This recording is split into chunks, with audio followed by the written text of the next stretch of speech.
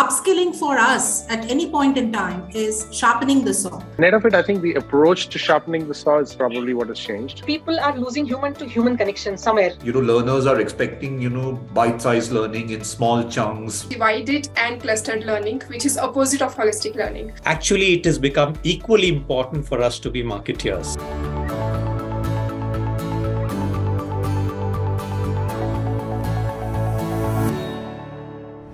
Hello and welcome to the second season here on Business Insider India, where we have collaborated with Coursera to help Indian enterprises explore the upskilling landscape, share their best practices, and plan the way ahead. Now, this year, our focus is on lifelong learning and moving the paradigm to staying constantly relevant. And to speak about this and help us understand how they are enabling thousands and perhaps lakhs of individuals be lifelong learners, we have 6 thought leaders to shed light on how Indian businesses can emulate their thinking and cultivate lifelong learning. So please join me in welcoming Anupama Nityanand, Lead for Learning and Talent Transformation and Lead for the Sustainability Research Cell at Accenture ATCI. We have Rajni Atreya, Senior Director for HR for South Asia for the Insights Division at Kantar. Priya Singh, the Associate Vice President and Technical Learning COE Head at Zensar Technologies.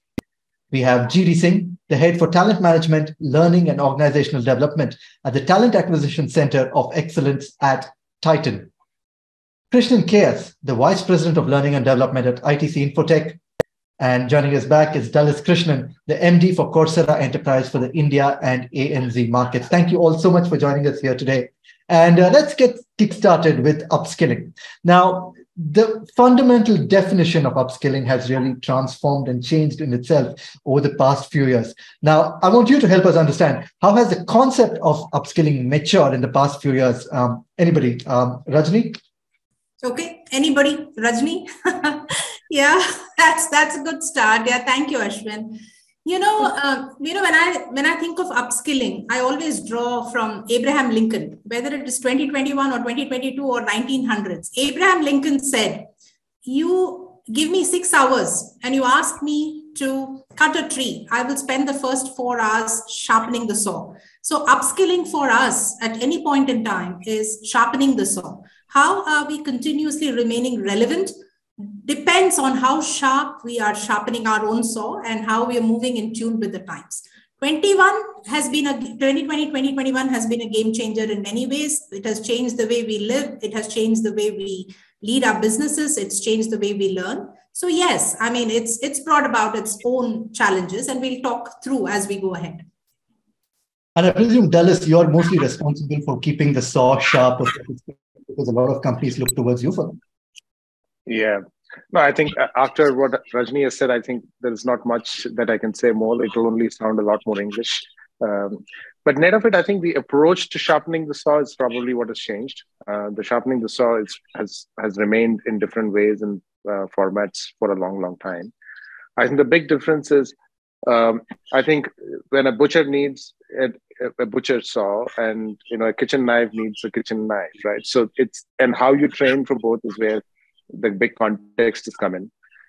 So what I would probably allude to is the emergence of more role-based learning. And there are upskilling paths, there are reskilling paths that have emerged. Of course, there is a third one, which you're starting to see a new trend, which is around career switchers. We're starting to see people changing professions and coming into newer professions, right? Because we tend to see digital skills paying, typically are higher paying jobs. So that's the approach that we see. A lot more role-based learning is what has emerged.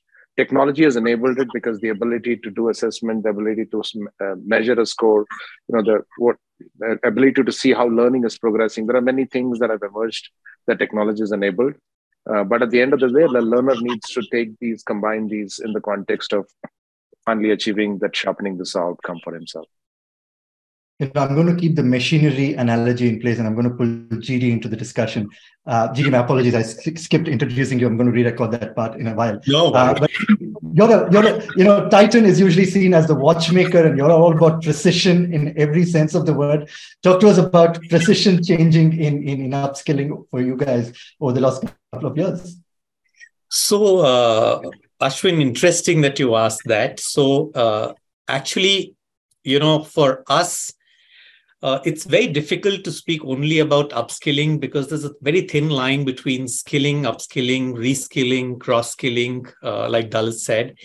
And while we've realized that this whole skilling piece is very relevant at any given point of time, what's happened in the last 2 years because of the accelerated change is that the realization is even more steep and the change in roles is even more steeper, and roles that existed in the past are not the same today, will not be the same a year from now. And hence we see that skilling is the only option for organizations and individuals to stay relevant.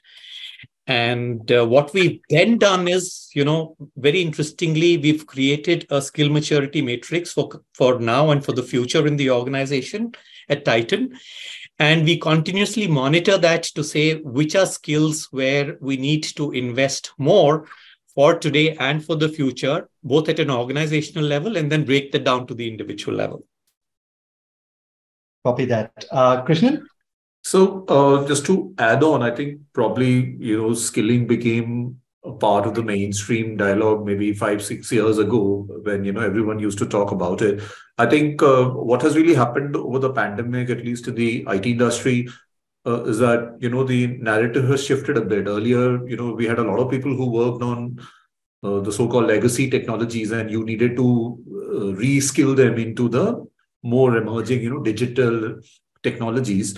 But I think that has changed a bit because, large part of our workforce now actually does work on the newer technologies in some shape or form. So how do you really, make them, more ready, for the future, make them stronger in what they are doing?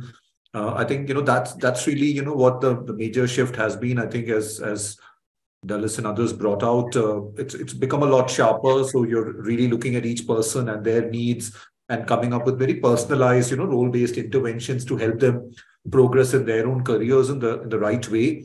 Of course, digital has become the mainstream way of doing skilling, and now as organizations look to return to work, I think the question is that how does L&D change in that context? But those are some of my initial thoughts on that, Ashwin. Thanks, Krishnan. Anupama?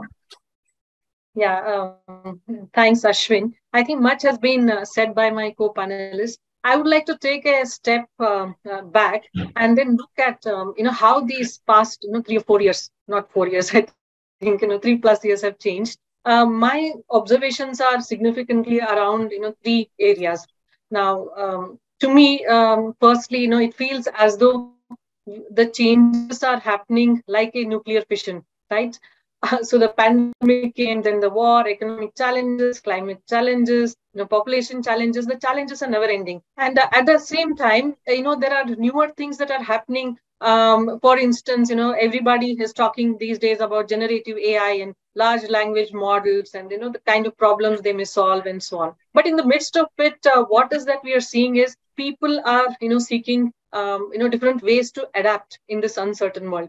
And to do that adaptation, I think learning is extremely important. So we may not call it as, upskilling, we say. So that is what is, people are looking at to adapt to the new world. Now, secondly, we see that, technology is empowering the people as well as businesses like never before, right? It's making them more creative. It is allowing for more experimentation. And recently, I heard the CEO of they're a technology company now. They also have a license to do banking. Now look at the way, the mindsets are changing, in terms of using technology. So that is the second point on the technology. The third point I would like to, talk about is people are losing human to human connection somewhere, not completely, I suppose, but then, this is rising and making them more and more vulnerable. One of those observations I was making was people are losing, human to human connection as they see technology infusing their lives in such significant ways. And this is making them more and more vulnerable. So as I see, these 3, my top observations, I'm also seeing how we have changed as a technology learning organization. Yeah, so we have become, I think, more human-centric in terms of human-centered design on one hand. And on the other hand, we use extremely new technologies like never before. So I would say, rather than a learning organization, we have transformed to a technology organization, I think in the past 2 or 3 years. So this means that, we have done massive digitalization like everybody would have done, but we also indulge in a lot of automation, to a lot of analytics and so on. So this, I think, is very, very exciting for us. And this is a major change that we are seeing. It's like, disruptive change from what we've seen. In all the years before, it was all incremental changes. But then what we are seeing now is, disruptive changes. Lovely. Ashwin, I really like the point that Anupama mentioned about being human-centered with the use of technology. I think it's a very good sort of an interweave. And I just wanted to pick up a quick point there as a build on to that, So we are talking a lot about skilling, and we are talking a lot about how, as an organizational representative, we are talking about skilling and how enabling people to skilled up, etc. From an individual point of view, and again, coming back to your first question about how has the last few years changed, skilling as a concept, I think from an individual point of view, our association with learning also has gone through a change. For example, no longer are there classroom sessions for skilling, and then we moved into digital, and now we're talking about the point that Krishnan mentioned. We're talking about a hybrid working environment, right? How do you do these skilling interventions, if you may, in a hybrid environment? And so I think the challenge for us as organization is, how do you make it crisp?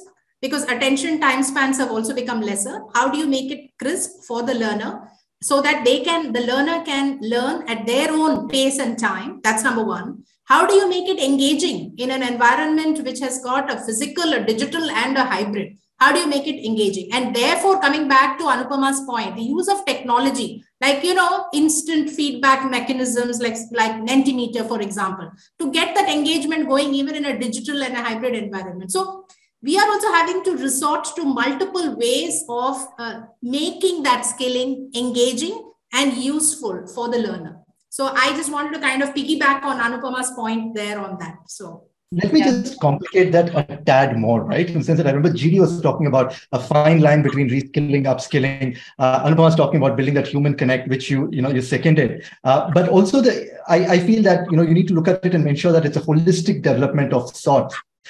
You're not just skilling them in one particular thing, whereas the demand might change at a future point of time. As people who are leading learning and development and employee transformation in your enterprises, how do you factor in the holistic aspect? Does it complicate it? Is it something that you don't think about? I want to throw this to Priya. We haven't heard you. So you want to just comment on this? Thanks, Ashwin. And I think in July 2019, PwC conducted a survey of total 22,000 people from 11 countries, and it mentioned 77% whom said that they attended the training to better understand a new technology, whereas 24% said that they are concerned about their job. Will they be competent to play the same job in future? This was around 2 to 3 years back. I think this 24% is way more higher today. So I was reading a term called as divided and clustered learning, which is opposite of holistic learning. So we have been so much used to divided and clustered learning that now there is a high time that we as L&D expert unlearn those old ways and create more and more holistic programs. For example, if I am a technical architect, as in an IT industry, I was given more of an advanced technical training programs. I'm a senior, so I'm playing a customer-facing role. I was given some of the leadership programs separately. And my role is very challenging as I work with client. I face my ever-changing, and I face their ever-changing needs. I work with large technology teams, so I don't know how to influence my teams with my solution and architecture that I've created. I'm expected to, because I'm senior, I'm expected to even mentor and coach some of my juniors. So there are a lot more than the technology training or a leadership role that I'm playing. There's it's a holistic role that I'm playing. It's a very wider role that I'm playing. So creating different programs in silos will not help. So I think a combination of a program where you talk about the technology and technology agnostic role-based programs, as Dallas was mentioning, is the need of the hour. So we recently completed a couple of batches for some of these programs. It was a very immersive 4 to 5 months of program.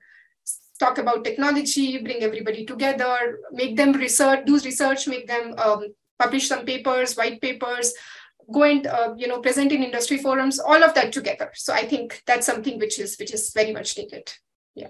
Interesting. GD, which way do you fall in? Holistic, clustered? What's your gut direction? I'm from the school of holistic learning.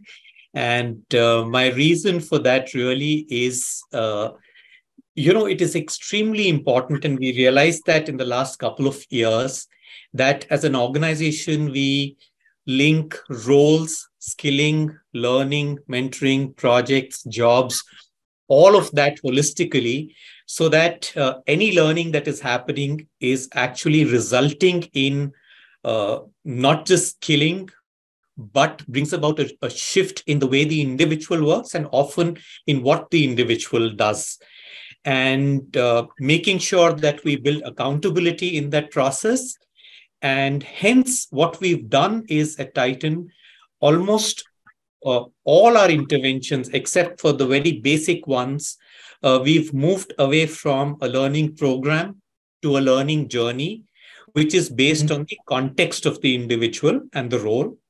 The second shift that we are making now, and that's a journey for the future, is how do we leverage technology that embeds AI and brings about that link between the role, the skills, the actual learning, mentoring projects, and then translating into and linking to jobs for individuals. So that's really the change that we're trying to bring about for Titan based on what we've seen of and our point of view of learning in jobs in the future. Thanks, GD. Krishnan? I think it's a bit of a contradiction, but I think Priya was alluding to, like, I don't know the exact word that she used, but like, was it fragmented learning? I mean, so at one level you're breaking it down into components, but at another level you want to bring it all together. I think both have to coexist, in my opinion, in a learning design, because at one level we can't, move away from the fact that learners are expecting bite-sized learning in small chunks when they need it at their own pace, right? So for the skill sets, I think that works very well because I'm just consuming small chunks as I need it. But when we look at larger things like, and I'll use the word mindsets just to kind of anchor that, I think there's also a need to bring it all together, right? And the way we have tried to approach it is using a concept of dual axis learning. So here the two axes that we are talking about is, one is technology, but the other is that of domain. And more often than not, we are using technology to solve a business problem. And here maybe I'll give a company specific example. Being a part of the ITC group, we also have access to various environments, the ITC factories, the ITC hotels, and so on and so forth. And these are actually the environments where, we need to deploy our technology solutions. So what we've been trying to do is to, give people an experiential learning, access by taking them on a field trip to some of these places. You get some of the problems from these contexts and you bring it forward. So while I may learn the separate pieces together, I have an understanding of technology and I have an understanding of the domain. But in this context, I try and solve problems, which then becomes a more holistic, integrated approach. And we believe that, all of this helps in, creating the kind of professionals that we need. Lovely. It's not very often that I have a solution developer and somebody who's using solutions. I want to ask Anupama and Dulles on this, particularly if you can talk about unique ways that you have integrated Coursera into your business. I mean, if it is something that you can discuss on an open platform, if you can just give us an insight on that. Anupama, perhaps you can help us understand how you have taken a platform that is available for retail users like me as well as enterprise users and made it your own, or so to speak. I haven't asked Anupama to do anything of this nature. So Ashwin, this is your question. Anupama. Yeah, to speak completely in a way that you asked Ashwin on this aspect, because there are nuances related to that. But certainly, partners like Coursera are extremely important for us to augment our learning offerings, which are currently we see unprecedented times for learning, I would say.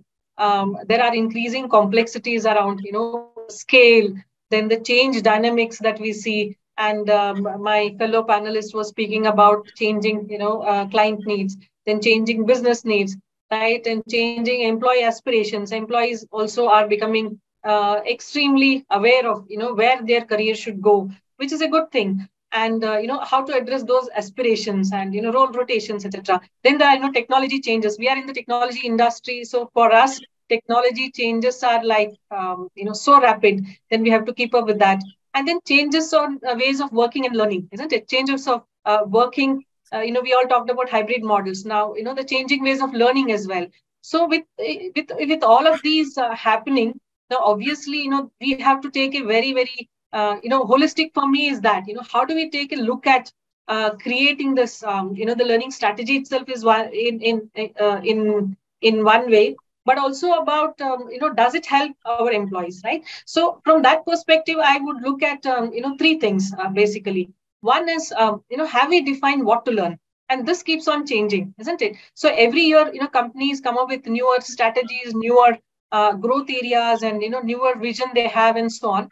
So learning has to align with, that strategy on one hand. And on the other hand, with ever increasing learning programs, it's like, if you go to any typical, large sized, corporation, and if you start searching what learning programs are available, it almost becomes like Google, isn't it? So how do we then, actually provide learning guidance to our employees? So this becomes extremely important. So that is the first part, what to learn, right? And then, the second part is about how to learn. Now, this is very important for us because what are these modern ways of learning? And, have we already figured out what those are?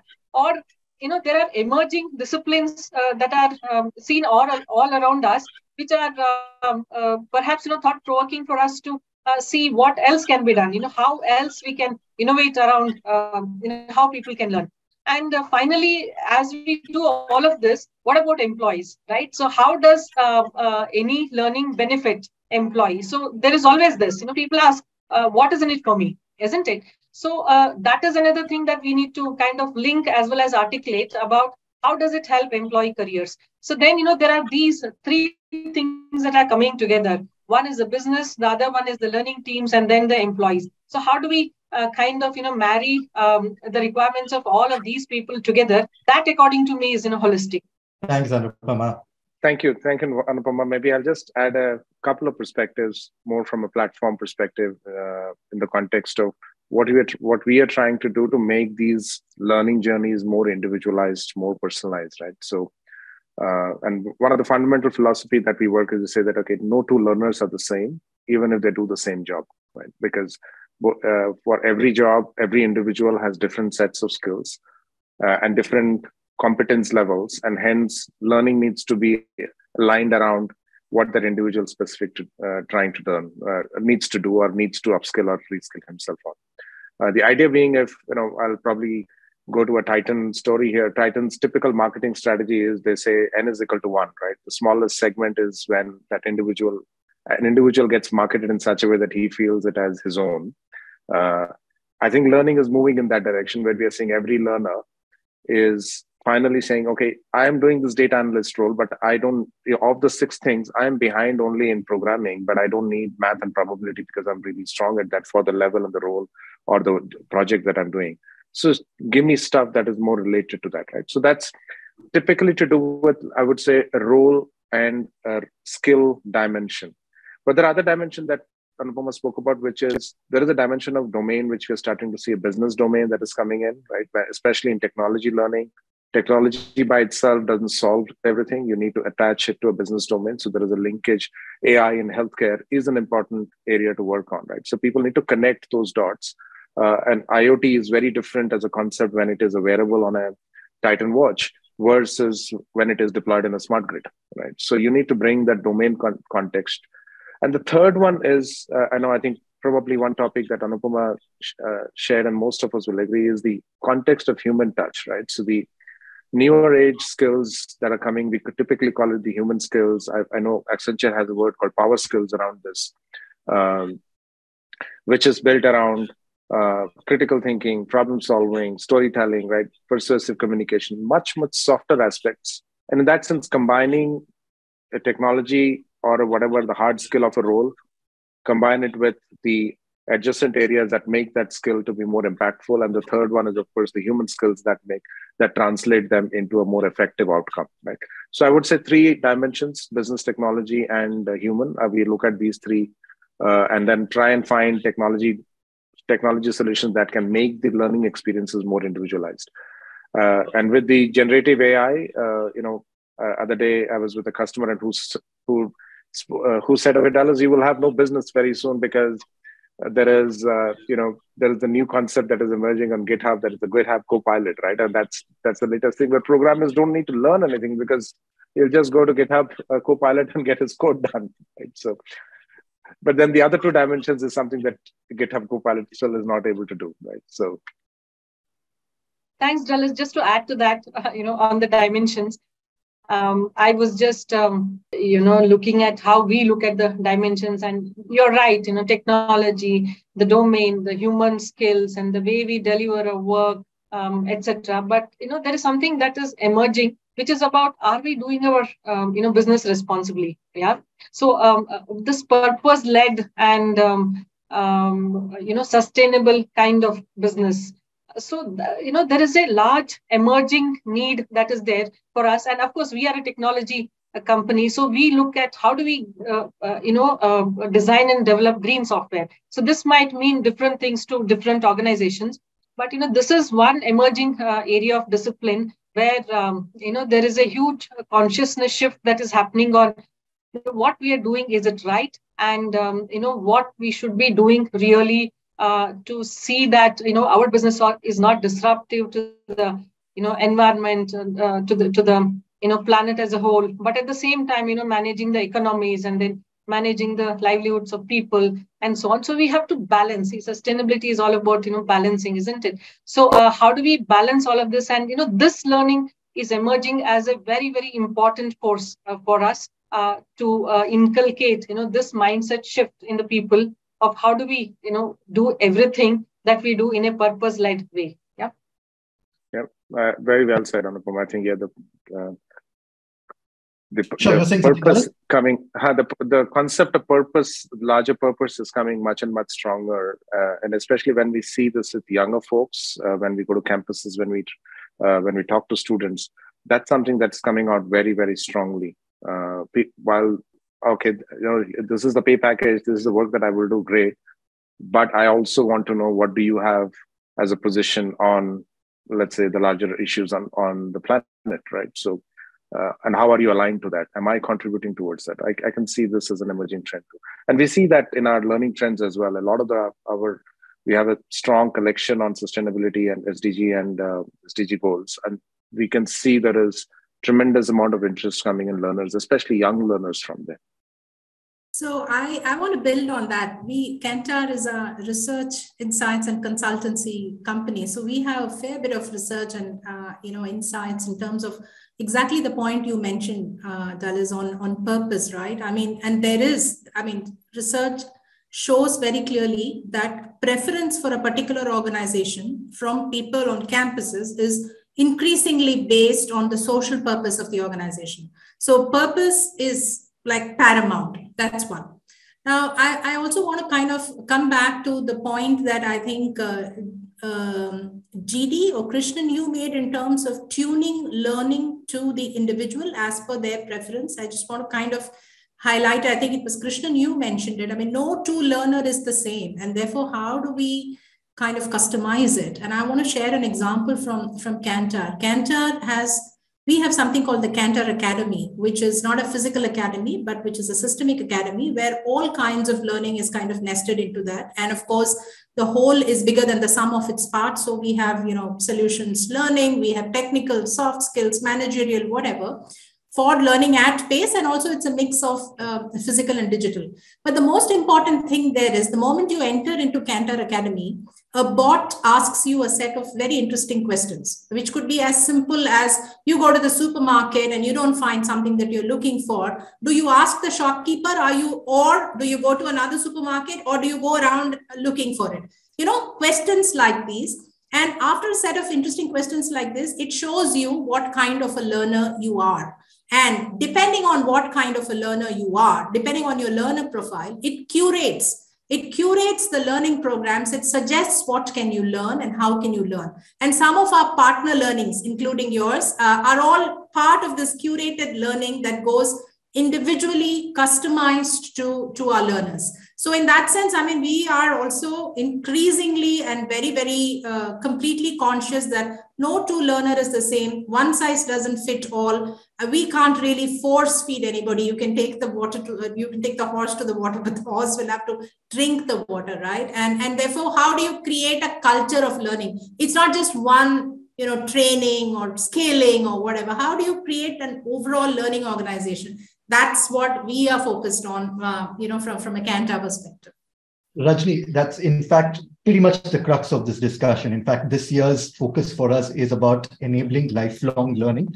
And it's a question of there's horse, there's water. How do you make the horse want to go to the water is perhaps the metaphysical question that we need to ask as to how do you create and imbibe the culture of lifelong learning. Krishnan, I know you touched upon this a while back in the beginning. If I could pull you in on this, how do you make the horse want the water? And how do you make it want it consistently? Wonderful. I think it's probably the right example for me to talk about, because we launched an internal, learning platform, a real new age platform about a year ago. And we've actually had a stupendous success on it, in the sense that, 85-90% of our organization is on the platform and they are consuming. Of course, it's more at junior levels, I would say. So the kind of, the junior horses are, coming to the water a little often than the more, senior horses. But having said that, I mean, what are some of the principles that we've used? It's pretty much very similar to what Atreya was mentioning. It's a digital platform. But what one is, we've tried to keep the learner at the center of the whole story, right? So everything is keeping, the learner and their needs paramount. Of course, it's new age, digital, available, it's integrated, available on your mobile phone, available on MS Teams, which is the internal, collaboration tool that we use. So it's in your flow of work, so to say. Of course, the content is pertinent. We have partners like Coursera, and there's their material that we, bring to the learners through this. So of course, the content is paramount. We've also run a very structured marketing campaign internally.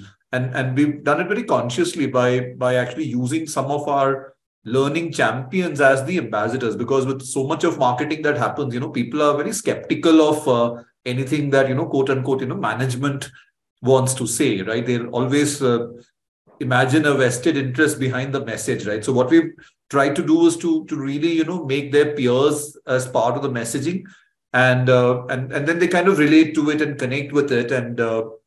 And I think we've had great traction. As I mentioned, it's probably more at the junior levels. We've also been trying to socialize this with our leadership team. And of course, we talk about ideally, leaders needing to be, learners to begin with, but also like coaches and teachers and so on and so forth. But again, that's a journey. So we are engaging in some of the conversations at a more senior level to see how, they can participate. But my own reaction or perception is that, if you provide the right things to the learner, especially at a ground level, they lap it up. GD? Yeah, I was just about to pitch it and you called me out. So thanks for doing that.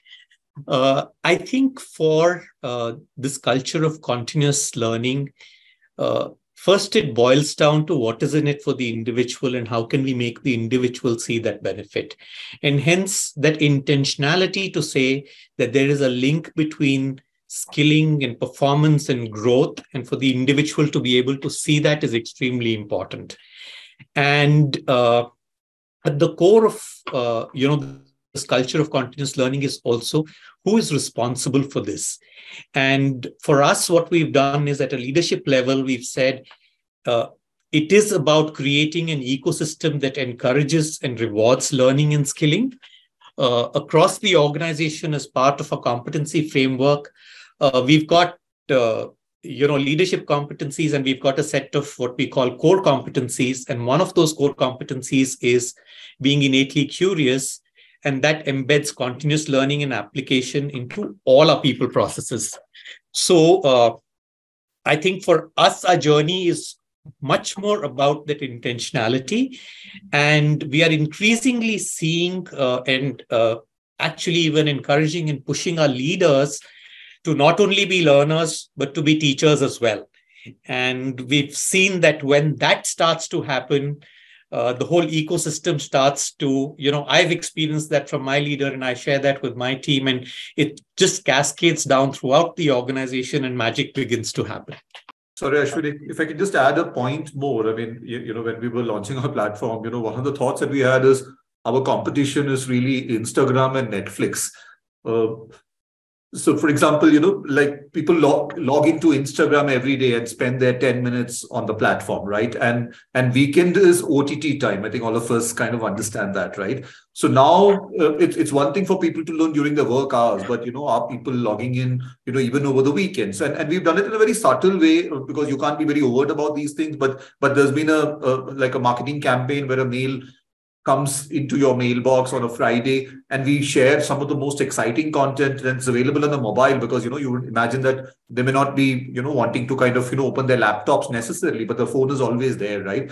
So we've done some interesting experiments like that. We track the metrics where how much of weekend learning is happening. That's really one of the metrics that we track.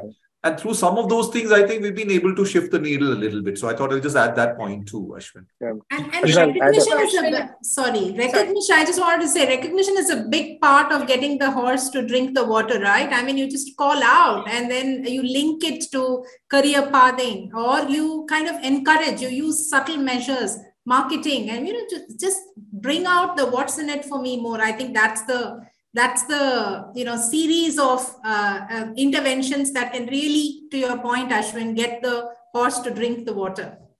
Sorry, my father said that it's not a carrot and stick, it's only a stick that will make people work. But then also from Ashwin, I wanted to. Sorry, Jit, go ahead. No, go ahead, Priya. I'll go after you. I just wanted to add, perspective to what all has been said so far. So yesterday I was listening to Mr. Shiva Kumar, who is a group executive president of Aditya Birla Group and an author and a very good speaker in one of our internal events. It was interesting to note that he spoke about 2023 being the year of employer. And currently employees will take things in their stride due to job shrinking, recession-related problems, etc. And however, things will improve in early 2024 as per him. And 2024 will again be the year of employees. So employees will recall how they were treated in these difficult times. And so building long-term learning culture is very, very important. And I was really happy to see the stories. Just sharing my experience at Zensar, we have launched, just like Krishnan mentioned, we have launched a Guilds and Community Initiative a year back. A lot of learnings during this time. It's not an easy to launch these kind of mind shift and mindset shifts and paradigm shifts, frameworks, and make it sustainable. So I think I agree with Krishnan what you mentioned, that a lot of awareness, a lot of campaigns, success stories, rewards and recognitions helps in a long way. But at the same time, I think gamifying it is something that is equally important. So some of the gamified events that we have run in last 1 year, be it hackathons, ideathons, and contextualize it. So just to take an example, we had something called as Olympics as one of our event, and that we run it at the time of Olympics. So if you really contextualize, make it more contextual to the people, to their mindset, I think it brings a lot of value to them. And then you need not to really talk about what's in it for me. They're willing to come and see what is happening, and they're curious and excited to be part of such initiatives. Yeah, but it's a journey. I think 1 year we have around 20 guilds so far in the organization, and this journey is growing. Yeah, thank you. Thank you. GD, you were saying something, please. Yeah, and first I just wanted to thank Priya for some very interesting perspectives. I wanted to build on what Krishnan was saying. And from the time about 2.5 years ago, when we started to embed technology very significantly in the learning process, one thing we've realized is that it is no longer sufficient for us, and I'm talking about myself and my team, to be a great learning professional at design, facilitation, and so on. Actually, it has become equally important for us to be marketeers. And that to understanding, the human psyche, the human mind, and linking that to the process of learning to say, the way that I'm able to pull a customer to a product, how do I pull a learner to learning? And that's a big shift that we've started to work on. Still a long way to go. It's not an easy transformation, but very important for us to think like a marketeer and look at learning as a product or a service that we offer, and how do we engage the learner? Also, because the learner today has multiple choices. And thanks to Google, you have almost everything available at your fingertips. So why should I pick one kind of learning or one set of learning over another? So that's, Krishnan brought that up, so I thought I must build on that. An extension of that is a problem of way too many choices, and which is where I think leaders like yourself can help refine that. Because a lot of people that we have spoken to genuinely have a fear that there is so much that I can upskill myself with, and everything seems important. Which direction should I go? And that, I think, could only be solved by thought leaders like yourself who are able to say, okay, this is a good domain to pursue. Might not be a technology to pursue, but a domain to pursue, which I think would also be a interesting input.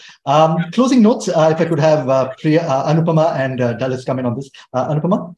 On this aspect, actually, I was enjoying the conversations around this culture and what different companies are doing, how the thought process is. I concur with most of them. Very, very thoughtful sharings that they did.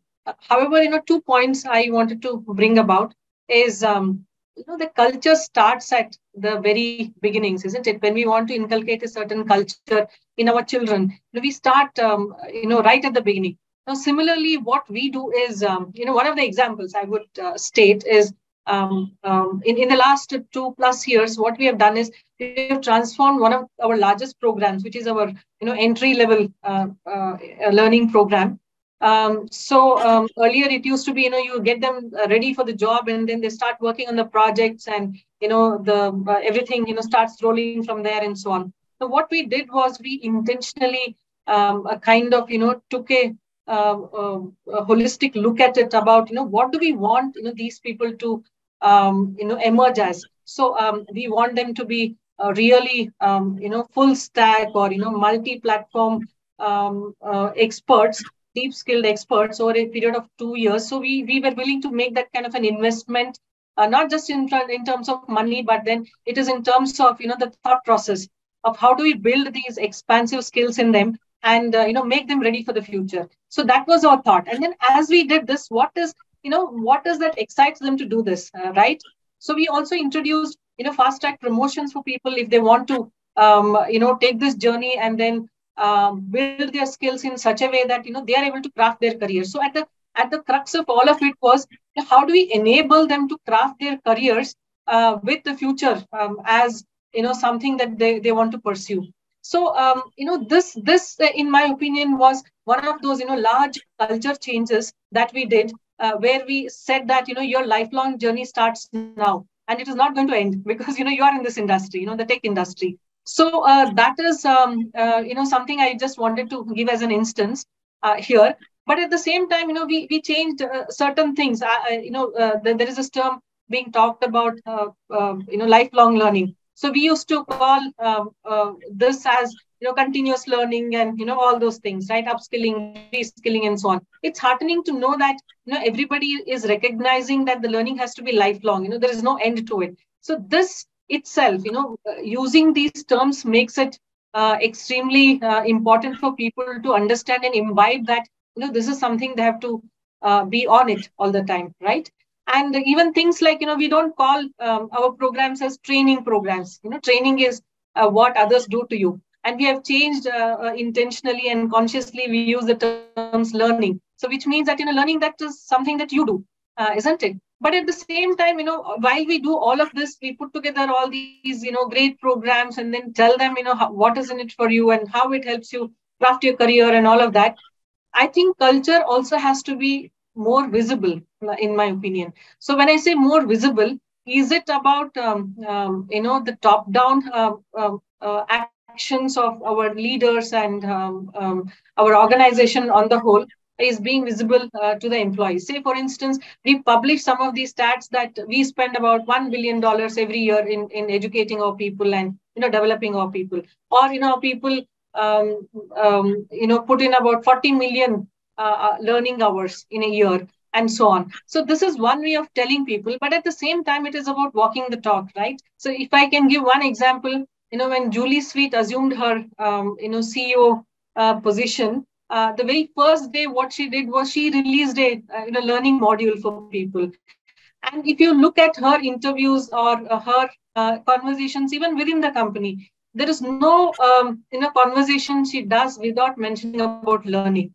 Right. In the recent times, I think there was one interview that I was going through to a media house, and then she was talking about experimenting with metaverse, and every business will become a sustainable business, which is all about futuristic things, right? At the same time, she talks about leadership is all about learning, isn't it? So that is how we kind of look at our leads and then see how the culture is being built. So two things here, of course, we design and institute programs which inculcate that kind of culture is one thing, but at the same time, making the company culture more visible. I think, that is my point here. Thanks for that, Anupama. And closing notes, Dallas, what are some of the most effective ways of, building a culture to upskill that you've seen across the markets that, you constantly deal with? Yeah. So I think probably I'll start with number one, which fundamentally goes back to culture, right? Which is creating a learning culture in the organization. And I think that always is a baseline. And fundamental to that is companies to believe that, the future of work will become learning, right? Because that's in the context of the sheer number of changes that roles will go through. They keep transforming. Learning will become more integrated into that. Right? And we're running a theme this year that staying relevant forever is a core theme that we are bringing out this year, and as we are engaging our learners, right? Because staying relevant forever will be very closely attached to learning forever, right? So and then you support them with tools, right? There was this context of how do you attract a young Gen Z learner whose attention span is small, right? So at Coursera, traditionally, we were always this long form content, deep skilling.